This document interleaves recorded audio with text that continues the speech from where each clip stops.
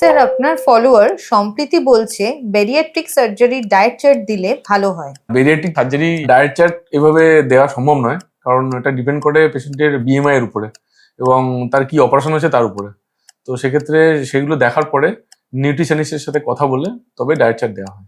অভিজিৎ সিং জানতে চেয়েছেন, গলস্টোন সার্জারির পর কি পিপিআই বন্ধ করা পসিবল? হ্যাঁ, অবশ্যই পসিবল। আমরা সাধারণত গলস্টোন অপারেশনের পরে 1 থেকে 2 সপ্তাহ পিপিআই দিই, তারপরে ওটার আর প্রয়োজন হয় না। জোনাকি দের প্রশ্ন, ডাক্তারবাবু পেটের অসুস্থতা শুধু মেডিসিনে কমছে না কেন? পেটের কি ধরনের অসুস্থতা সেটার উপর নির্ভর করছে। আপনার আগে কোনো অপারেশন হয়েছে কিনা বা অন্য কোনো অসুখ ডায়াগনোস হয়েছে কিনা, আল্ট্রাসাউন্ড করে বা সিটি স্ক্যান করে সেটা দেখে তারপরে তার ট্রিটমেন্ট করতে হবে। শিউলি পাল বলছে, মেশ লাগানোর পর কি প্রেগন্যান্সিতে কোনো প্রবলেম হতে পারে?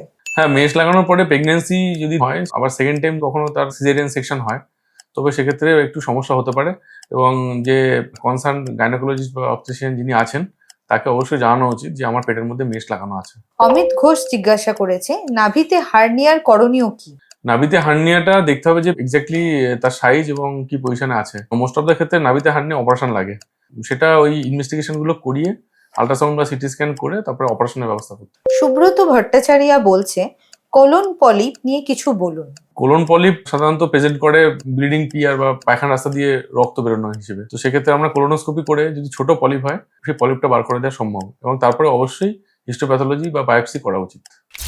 ধন্যবাদ আমার সমস্ত ফলোয়ারদের যারা এই ভিডিওগুলো দেখছেন এবং সাপোর্ট করছেন। আপনাদের যদি কোনো কোশ্চেন্স থাকে সেগুলো কমেন্ট বক্সে জানাবেন এবং পরবর্তী এপিসোডে এগুলোর উত্তর দেওয়ার চেষ্টা করব। নমস্কার।